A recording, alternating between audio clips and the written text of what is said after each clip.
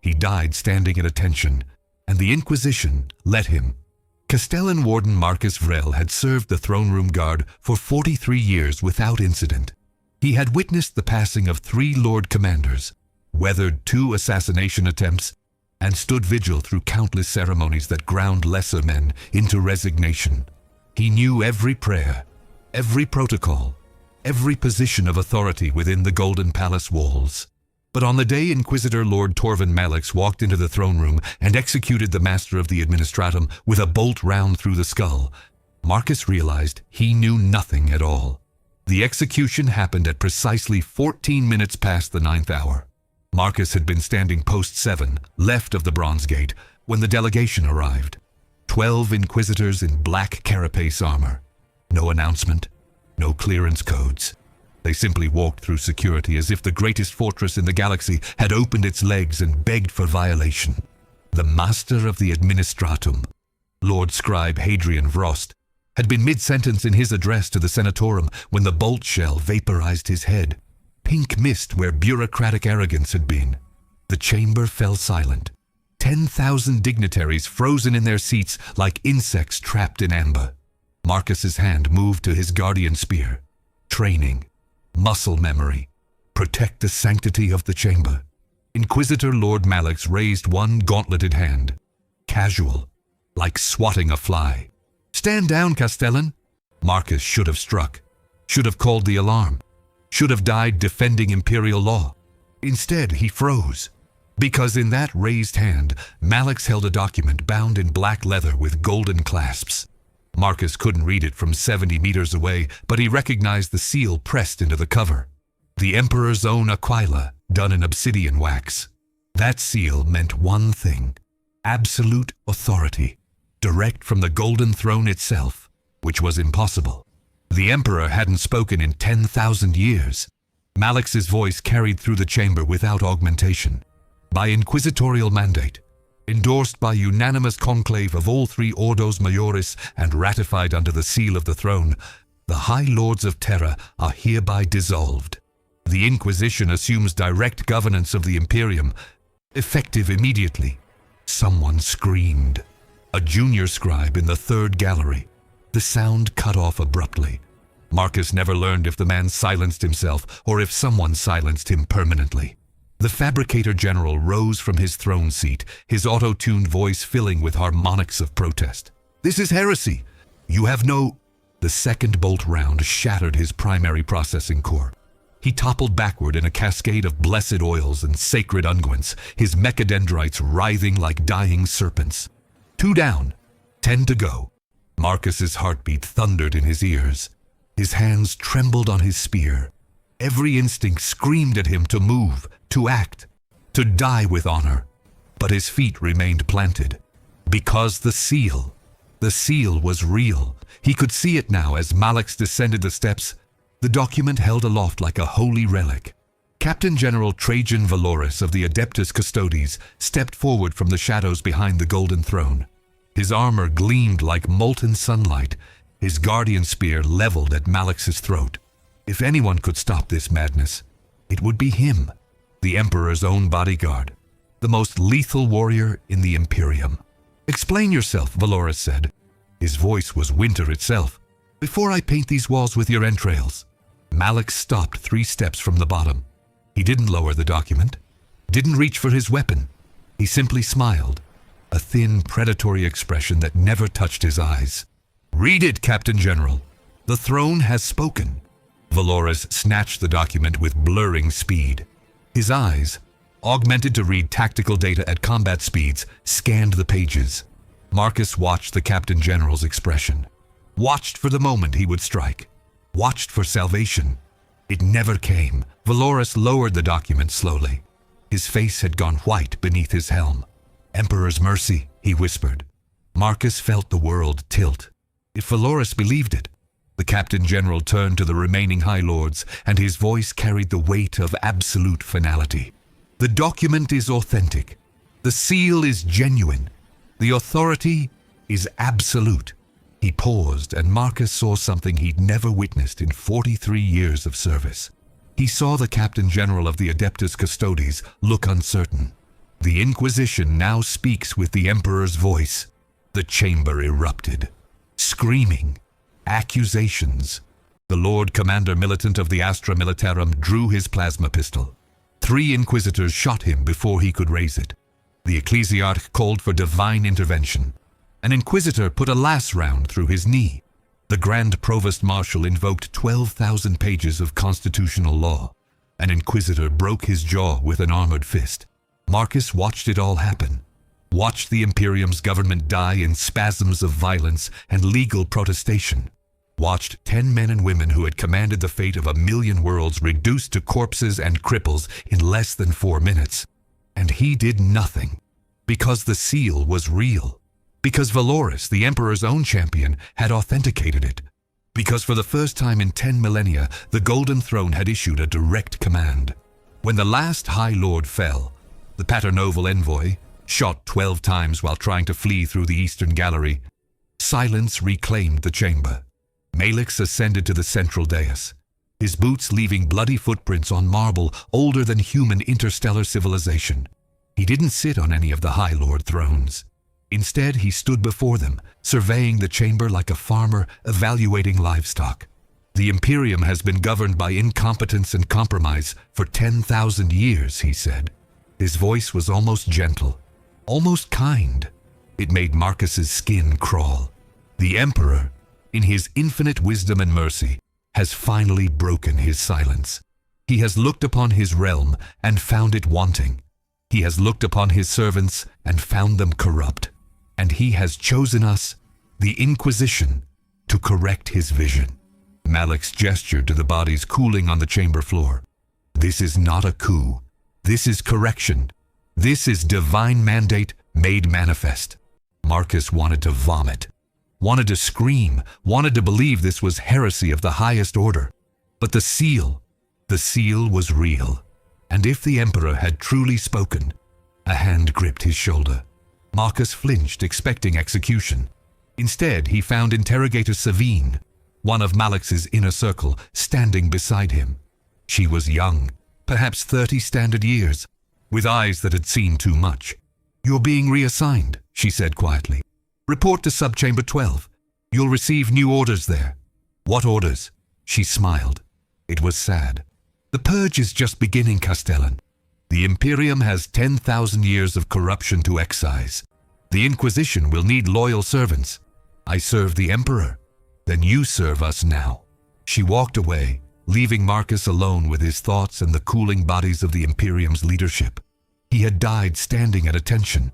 His honor, his oaths, his understanding of everything the Imperium represented, all dead, and the Inquisition had let him live. The first planet burned 3 days later. Marcus learned about it through official channels, or what passed for official now. The Administratum, what remained of it, operated under inquisitorial oversight. Every decision required inquisitorial approval. Every requisition needed an inquisitor's seal. The machine of imperial governance hadn't stopped, but it had changed drivers, and the new ones drove with hands that didn't flinch from blood. Praxis 4. An agri-world in Segmentum Solar. Population, 4 billion. Production, grain sufficient to feed 17 hive worlds. Strategic value, critical. Inquisitor Commandant Helax Vorn declared the entire planet's governing body complicit in sedition. The evidence, a single Vox transmission questioning the legitimacy of inquisitorial rule. The sentence, exterminatus, 4 billion souls, gone. Cyclonic torpedoes turning fertile soil into radioactive glass. Marcus read the report in Subchamber 12, surrounded by 40 other reassigned custodians and guard officers. None of them spoke. What could they say? The order bore Malix's personal seal, the Emperor's authority made manifest. But doubt gnawed at Marcus like acid on ceramite. 3 days. 3 days since the throne room massacre.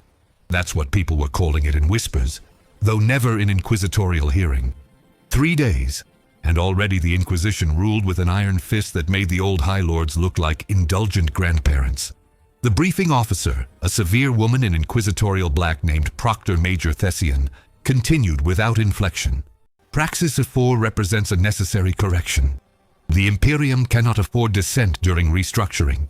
The Emperor's vision requires absolute unity. Marcus raised his hand.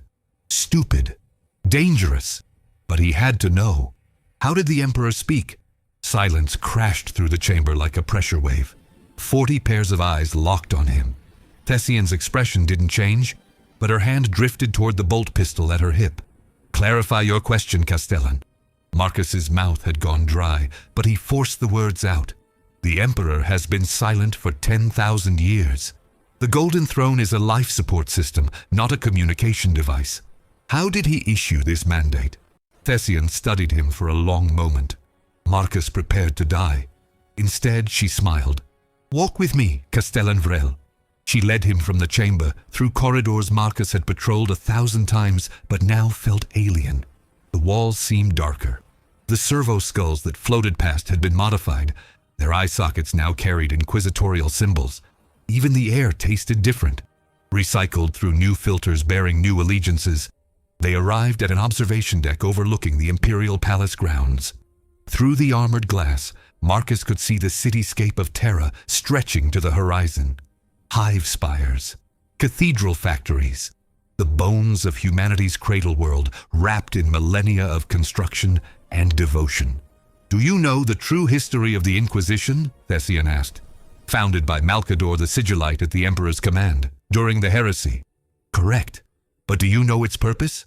Not the propaganda version. The truth. Marcus said nothing. Safer that way. Thessian continued. Malcador understood something the Emperor knew but couldn't speak aloud. That humanity requires watchdogs. That without constant vigilance, we devour ourselves from within.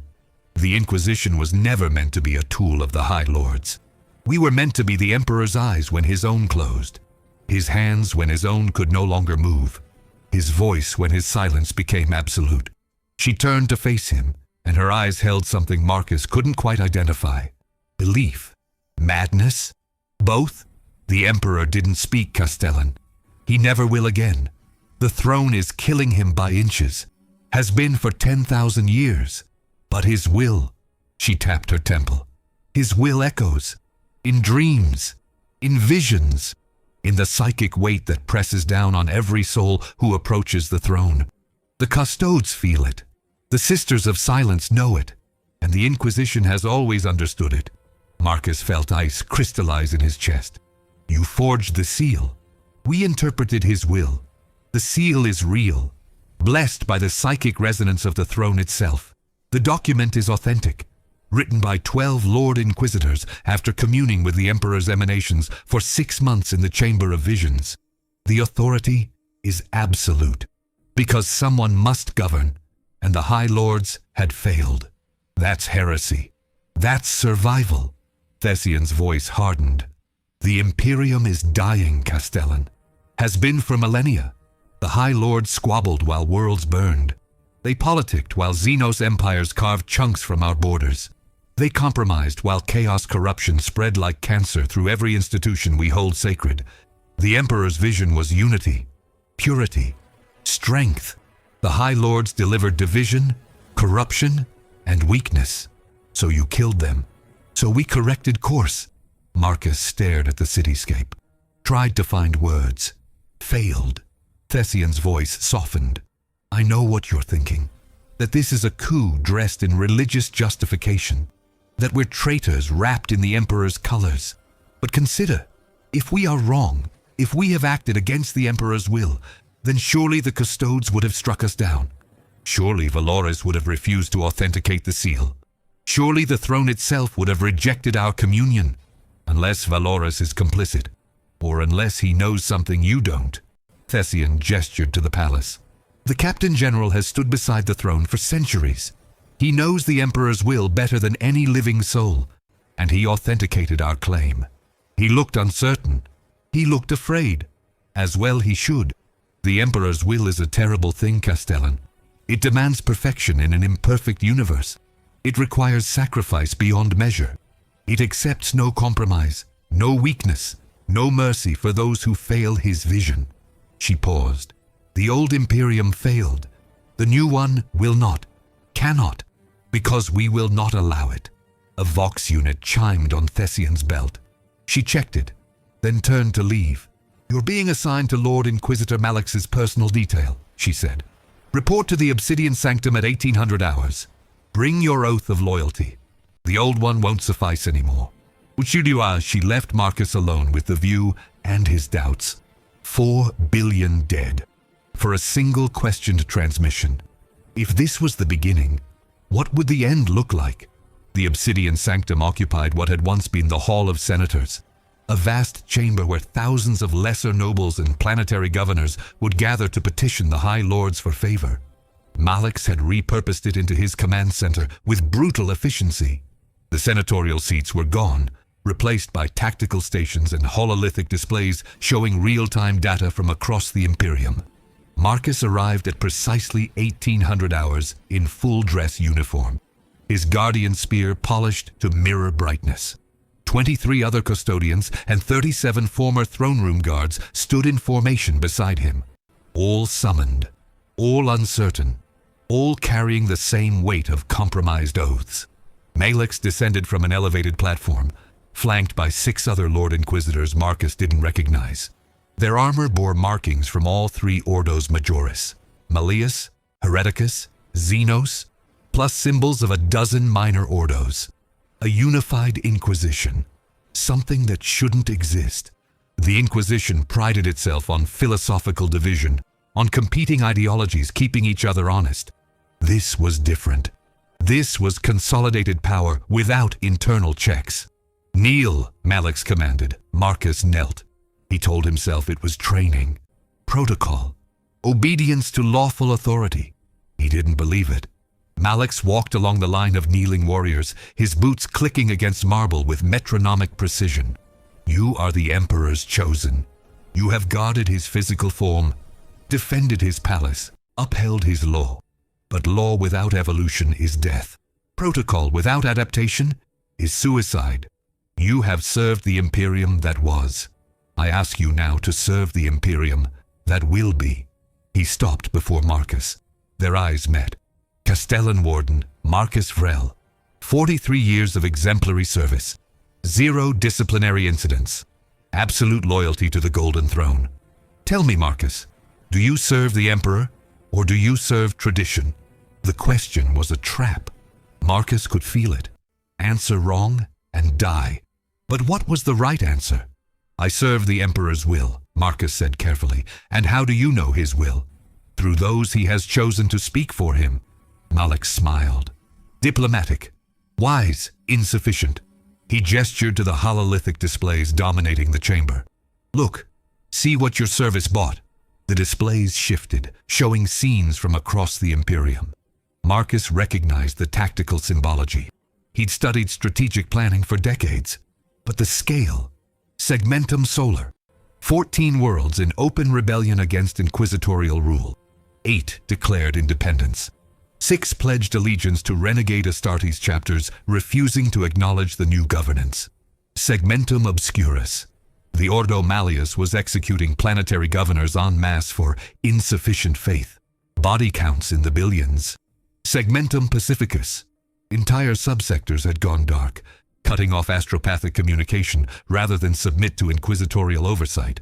Segmentum tempestus. Civil war between Imperial Navy fleets. Some captains accepted the new order. Others fired on inquisitorial vessels on sight. Ultima segmentum. Complete chaos. The Indomitus Crusade fleets, already stretched thin, now faced the choice between continuing Guilliman's work or returning to enforce inquisitorial authority. The Imperium was tearing itself apart. 3 days, Malix said quietly. 3 days since we assumed control, and look at the response. Rebellion, defiance, betrayal. Do you see now why the High Lords had to die? They cultivated this rot. They allowed planetary governors to believe they had autonomy. They permitted astartes chapters to operate without oversight. They created 1,000 little empires within the Imperium, each ruler thinking themselves beyond accountability. He turned back to Marcus. The Emperor's vision was never democracy, never federation. It was absolute unity under absolute authority. One Imperium, one will, no division, No compromise. No mercy for those who fracture that unity. Praxis 4, Marcus said. The words escaped before he could stop them. Praxis 4 questioned our authority. 4 billion voices raised in doubt. 4 billion infections that would have spread if left untreated. 4 billion necessary excisions to preserve the whole. Malix's voice held no regret, no hesitation. You think me cruel? Perhaps I am. But cruelty that preserves is virtue. Mercy that destroys is sin. The old Imperium chose mercy and has been dying ever since. We choose preservation. Another Inquisitor stepped forward. Lord Inquisitor Kessa Thorn of the Ordo Hereticus, her armor decorated with purity seals and prayer parchments. The Emperor suffers every moment on that throne, Castellan. Do you know why? Not to power the Astronomicon, though that's the lie we tell the masses. He suffers because humanity continues to fail him. Every act of corruption, every moment of doubt, every compromise with weakness, it all feeds back to the throne. And he feels it. 10,000 years of accumulated failure, pressing down on him with the weight of a galaxy. She moved closer, her voice dropping to something almost tender. We can end his suffering, but only through perfection. Only through an Imperium that tolerates no flaw, no weakness, no deviation from his design. The High Lords lacked the will. We do not. Marcus's hands trembled. He gripped his spear tighter to hide it. What do you want from us? Your oath, Malix said simply. Not to the Imperium as it was. Not to laws written by dead bureaucrats and enforced by tradition. Your oath to the Inquisition. To the Emperor's will made manifest through us. Your oath to perfection, no matter the cost. He gestured. An interrogator Savine emerged from the shadows carrying a black tome bound in what looked disturbingly like human skin.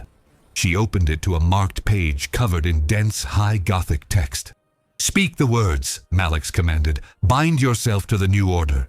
Or refuse, and die as the old order died, standing in defense of a dream that collapsed long ago. Marcus stared at the tome.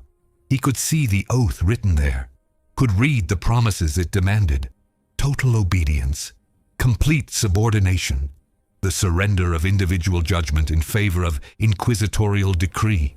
Everything his original oath had stood against. Everything the Emperor's vision had supposedly rejected during the Imperial truth. But the seal was real, and Valoris had authenticated it. Around him, custodians were rising. One by one, they approached the tome. One by one, they spoke the words. Even these, the Emperor's own champions, genetically perfected warriors whose sole purpose was defending him, even they bent their knees to the new order. If they could compromise. Marcus rose. His legs felt like lead. His spear weighed 1,000 tons. He walked forward, each step a small death, until he stood before the tome. Savine's eyes held sympathy and pity. Marcus spoke the words, heard his voice betray every principle he'd held sacred, felt something fundamental break inside his chest as the oath took hold. When he finished, Malix placed a hand on his shoulder. Welcome to the Imperium that will be, the Lord Inquisitor said. Now help us build it. Marcus returned to formation, stood at attention, stared straight ahead, and realized with dawning horror that he'd just sworn loyalty to the thing he should have died fighting. The Inquisition ruled now, absolute, uncompromising, without mercy, and Marcus Vrel had just become its sword. Marcus stood in briefing chamber Tertius with 12 other former custodians, all wearing new insignia now, the inquisitorial rosette overlaid on their traditional aquila. The symbol felt like a brand, like visible proof of their compromise. Lord Inquisitor Malix wasn't present. Instead, Interrogator Savine ran the briefing, her voice clinical as she outlined the mission parameters. Segmentum Solar, Subsector Helicon. The Adeptus Arbites Precinct Fortress on Scintilla has declared independence from inquisitorial authority. Grand Provost Marshal Kovash claims our ascension violates constitutional law and has fortified his position. 18,000 armed arbitrators, void shields, orbital defense platforms. She activated a hololithic display. The fortress appeared in rotating detail, a massive structure of reinforced rockcrete and adamantium built to withstand siege warfare. Taking it would cost thousands of lives. Your mission is termination with extreme prejudice. No negotiations, no warnings. The fortress and everyone inside it represents active rebellion against the Emperor's will. Failure to comply with inquisitorial authority is heresy. The sentence is death. Marcus felt his stomach twist. 18,000 arbitrators, men and women who'd spent their lives enforcing imperial law, who'd maintained order on 1 billion worlds, who believed correctly by any historical interpretation that the Inquisition had overstepped its mandate, and Marcus was being ordered to kill them all. Questions? Savine asked. A former custodian named Garrett raised his hand. What about civilian casualties? The fortress is in Hive Sibelius. 7 million people within the blast radius if we breach the void shields. Acceptable losses, Savine said without hesitation. The Imperium cannot afford symbols of resistance. Better 7 million dead than 7 billion infected with the idea that defying the Inquisition is possible. Garrett's jaw tightened, but he said nothing. None of them did. They'd sworn the oath, spoken the words, bound themselves to this new vision of the Emperor's will. Marcus wanted to scream, wanted to refuse, wanted to turn his spear on Savine and everyone who'd corrupted everything he'd believed in. Instead, he nodded, accepted his orders, prepared to murder 18,000 loyal servants of the throne because they'd asked the wrong questions. The transport left Terra within the hour. Scintilla hung in the void like a jewel of corruption. At least that's how the inquisitorial briefing materials described it. Marcus saw a thriving hive world, its cities pulsing with life, its orbital platforms bristling with defensive capabilities that had protected the subsector for 8,000 years. The fleet accompanying them was excessive. 12 cruisers, 37 destroyers, 4 companies of inquisitorial stormtroopers, and Marcus's strike team, 13 custodians repurposed into executioners. The ultimatum was broadcast on all frequencies. Surrender Grand Provost Marshal Kovash and his senior staff. Submit to inquisitorial authority. You have 1 hour. The response came in 47 minutes. Kovash's voice carried the weight of absolute conviction. The Inquisition serves the Emperor, but it does not command him. You have exceeded your mandate. You have murdered the rightful governance of the Imperium. You operate under a seal whose authenticity remains unverified by any authority except yourselves. I cannot, in good conscience, surrender loyal Imperial servants to what may constitute the greatest heresy in 10,000 years. If you wish to take this fortress, you will do so over our corpses. Emperor, protect. The transmission ended. Savine, commanding from the fleet flagship, gave the order without pause. Begin orbital bombardment. Target the void shield generators. The first lance strike lit up the void like a newborn star. Marcus watched from the deployment bay, his armor mag-locked to the deck as the ship's weapons unleashed hell on the world below. Massive energy beams that could vaporize city blocks concentrated on pinpoint targets around the fortress perimeter. The void shields held, barely. Kovash had reinforced them well. Savine adjusted tactics. Deploy the Death Strike arsenal, disable the shields, then commence ground assault. 12 warheads armed with vortex charges descended through Scintilla's atmosphere. Marcus knew the math. Each warhead would create a temporary rift into the warp itself, ripping through reality and shield harmonics alike. Effective, devastating, and absolutely certain to cause massive collateral damage. The first warhead detonated 3 kilometers from the fortress. The void shield flickered. The second hit closer. The shield collapsed. The remaining 10 warheads struck in sequence, and Hive Sibelius's northern sector simply ceased to exist. Buildings, people, infrastructure, all pulled into screaming unreality, then spat back as atomized debris. Marcus's tactical display updated the casualty count. 3 million, 4 million, 5 million, and climbing. All to punish 18,000 who'd asked if the Inquisition had the right to rule. Deploy ground forces, Savine commanded. The drop pods fell like meteors. Marcus hit the ground in the fortress's outer courtyard, his boots cratering the rockcrete. Bolt fire filled the air immediately. Arbitrators in carapace armor poured from defensive positions, their weapons disciplined and accurate. They were good, professional, everything the Imperium should be proud of, and Marcus cut through them like wheat. His guardian spear moved with practiced precision, each strike a death.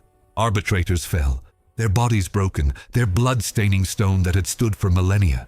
They shouted prayers to the Emperor as they died, called on him to witness their loyalty, believed to their last breath that they served his will. Marcus believed they were right, but his oath compelled him forward. His new masters demanded obedience, and so he killed and killed and killed until the courtyard ran red and his armor was painted with the blood of the innocent. Garrett fought beside him, his movements efficient, but his eyes hollow. "How did it come to this?" he muttered between strikes. Marcus didn't answer. Couldn't. The question had no good response. They breached the fortress interior after 20 minutes of sustained combat. The arbitrators had established kill zones, fortified positions, overlapping fields of fire. They made the inquisitorial forces pay for every meter. But superior equipment and transhuman warriors couldn't be stopped by mere courage. Marcus found Kavash in the central command sanctum, surrounded by his last dozen bodyguards. The Grand Provost Marshal was old, easily a century, rejuvenate treatments keeping him functional, but his eyes burned with righteous fury. "Traitors," he spat. "You wear the Emperor's colors while spitting on his law." "We enforce his will," Marcus heard himself say. The words tasted like ash. "You enforce your own ambition." Kovash leveled a bolt pistol at Marcus's head. "The Emperor built an Imperium of laws, of institutions that balanced power so no single group could claim absolute authority. You've destroyed that, murdered it, and you call it divine mandate." He pulled the trigger. The bolt round ricocheted off Marcus's armor. A scratch. Meaningless. Marcus's spear took Kovash through the chest in response, the power field bisecting him cleanly. The Grand Provost Marshal's last words were a prayer. "Emperor, forgive them. They know not what they do." Then he died, and with him died the last principled resistance on Scintilla. The fortress fell completely within 4 hours. 18,000 arbitrators dead. 7 million civilians consumed in the orbital bombardment. An entire subsector's law enforcement apparatus eradicated because they'd questioned authority. Savine declared it a successful operation. Marcus stood in the ruins and wondered whose side the Emperor would actually be on. The pattern repeated across Segmentum Solar. World after world. Fortress after fortress. Anyone who questioned, who doubted, who asked for proof beyond the contested seal, they all died. The Inquisition's response was always the same. Overwhelming force, no negotiation, absolute brutality, and Marcus participated in it all. He told himself he had no choice, that he'd sworn an oath, that maybe, somehow, the Inquisition was right, and the Imperium truly needed this level of control. He tried to believe it. He failed. 3 months after the Throne Room massacre, Marcus received a summons to return to Terra. Personal audience with Lord Inquisitor Malix himself. No explanation, just orders. He arrived to find the Imperial Palace transformed. The old bureaucratic sprawl had been stripped away, replaced by stark functionality. Inquisitorial symbols everywhere. Servo skulls modified to carry surveillance equipment. Armed patrols in corridors that had been civilian thoroughfares for millennia. The palace had become a fortress, a prison. Both. Malix met him in what had once been the Hall of Remembrance. A vast chamber dedicated to honoring the Imperium's heroes throughout history. The statues were gone now, replaced by tactical displays showing the Imperium in real time. Red zones marked active rebellions. Yellow zones indicated compliance under duress. Green zones showed complete inquisitorial control. The Imperium was mostly yellow and red. "You've performed admirably," Malix said without preamble. 73 compliance actions. 0 failures. You've helped secure 17 subsectors and eliminated 43,000 resistance elements. 43,000. Marcus had killed 43,000 Imperial citizens who'd committed no crime except doubting the Inquisition's authority. "You summoned me, my lord?" Malak studied him with those cold, calculating eyes. "How do you feel, Castellan? Truly, don't give me the loyal soldier response. I want honesty." It was another trap. Marcus knew it, but he was so tired of lying. "I feel like a traitor, my lord, like I've betrayed everything I was created to protect." Malak nodded slowly. "Good. That means your conscience still functions. That's why I summoned you." He gestured to the tactical displays. "Look at what we've built. An Imperium where the Inquisition's word is absolute law, where doubt is heresy and questions are treason, where fear maintains order and violence ensures compliance." He turned back to Marcus. "Does this look like the Emperor's vision to you?" Marcus stared. The question was impossible. Asking it meant, "My lord, I don't understand." "The Emperor dreamed of a unified humanity," Malak said quietly. "Of a species strong enough to survive in a hostile galaxy. But strength without wisdom is tyranny. Power without restraint is corruption. We seized control believing we could do better than the High Lords, that our clarity of purpose would save the Imperium." He paused, and for the first time, Marcus saw doubt in those iron eyes. "We were wrong." The words hit Marcus like a physical blow. "My lord, the High Lords were incompetent, corrupt, weak, but they were also necessary. Their squabbling prevented exactly this. One faction accumulating absolute power and wielding it without check. We thought ourselves pure enough to resist corruption, wise enough to rule justly, strong enough to bear the burden." Malak walked to the tactical displays, his hand hovering over the sea of red zones. 3 months, Castellan. 3 months of inquisitorial rule, and we've killed more Imperial citizens than the Orcs managed in the last decade. We've destroyed more worlds than chaos corrupted. We've created more enemies than we've eliminated. All in the Emperor's name. All believing we served his will." He turned back, and Marcus saw something he'd never expected to see in an Inquisitor's face. Shame. The seal was real, Marcus. The throne's psychic emanations did guide us, but we interpreted them through our own biases, our own certainties, our own arrogance. We convinced ourselves that the Emperor wanted this, that his silence was consent, that our authority was divine mandate. Malak's voice dropped to barely a whisper. But what if we were wrong? What if the Emperor's silence means he trusts us to find our own way?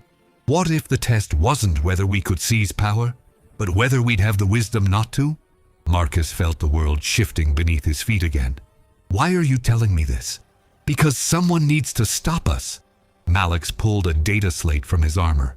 "This contains evidence, proof that the seal's authentication was influenced, that we used psychic compulsion on Captain General Valoris, that our communion with the throne was colored by our own desires rather than the Emperor's will. Enough evidence to damn the entire Inquisitorial Council." He held out the slate. "Take it. Deliver it to whomever you judge worthy. The custodes, the remaining loyalist astartes chapters, even the rebel governors if you think they'll listen. Expose us. Tear down what we've built before it destroys the Imperium completely." Marcus stared at the slate like it was a serpent. "This is treason.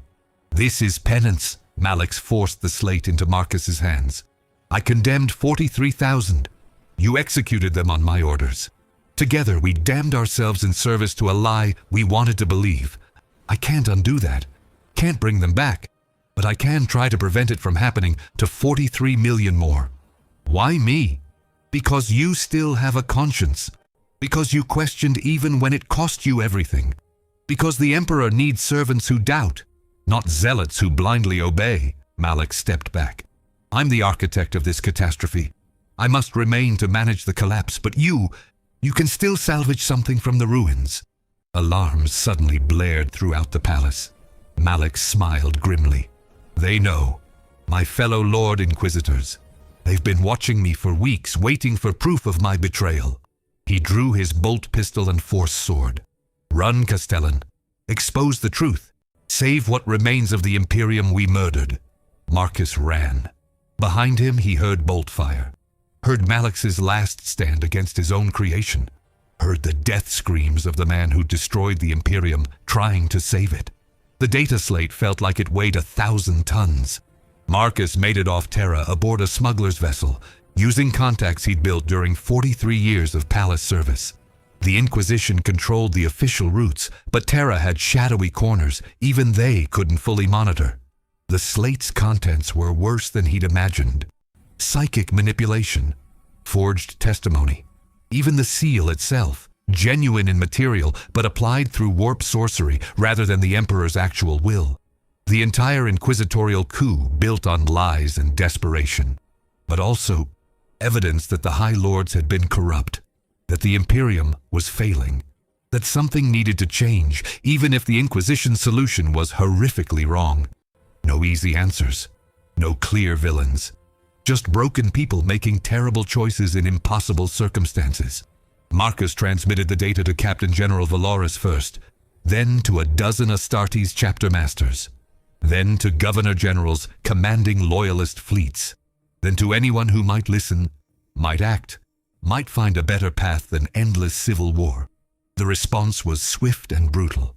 Within a week, the Inquisitorial Council splintered. Some Lord Inquisitors fought to maintain control. Others, like Malix, chose penance over power. Civil war erupted within the Inquisition itself.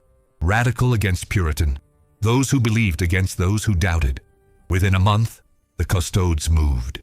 Not to support the Inquisition or the rebels, but to enforce a third option. A temporary council of governance led by Captain General Valoris himself, with representation from all major imperial institutions. Not the old High Lords. Not inquisitorial tyranny. Something new. Imperfect. Fragile. But hopefully wiser for the catastrophe they'd narrowly avoided. The Imperium bled from 1,000 wounds. Millions dead. Whole subsectors devastated. Trust shattered between institutions that would need centuries to rebuild cooperation. But it survived. Barely. Marcus Vrel stood on the observation deck of a Navy frigate, watching Terra recede into the distance. He was a fugitive now, hunted by loyalist inquisitors for treason, suspected by rebels for his role in the purge, trusted by no one. He'd lost everything. His honor, his oaths, his certainty about what the Emperor actually wanted. But the Imperium still stood, damaged, bleeding, questioning everything it thought it knew about authority and divine mandate. Maybe that was the real lesson. Not that power corrupts, but that certainty does. That the moment you stop questioning, stop doubting, stop checking your own assumptions, that's when you become the monster you thought you were fighting. The Emperor sat on his golden throne, silent as always. Perhaps he'd spoken. Perhaps he hadn't. Perhaps his silence was the most important message of all. Trust in humanity to find its own way, even when that way is messy. Especially then. Marcus touched the empty spot where his inquisitorial rosette had been. He'd torn it off the moment he left Terra, thrown it into a disposal chute, and watched it burn. All he had left was his conscience and the terrible knowledge that sometimes doing the right thing meant breaking every oath you'd ever sworn. The Inquisition had taken direct control of the Imperium. For 3 months it had nearly destroyed everything, and Marcus Vrel had helped stop it by becoming the traitor he'd feared to be. In the grim darkness of the far future, there was only war, but also sometimes there was redemption, even for those who didn't deserve it.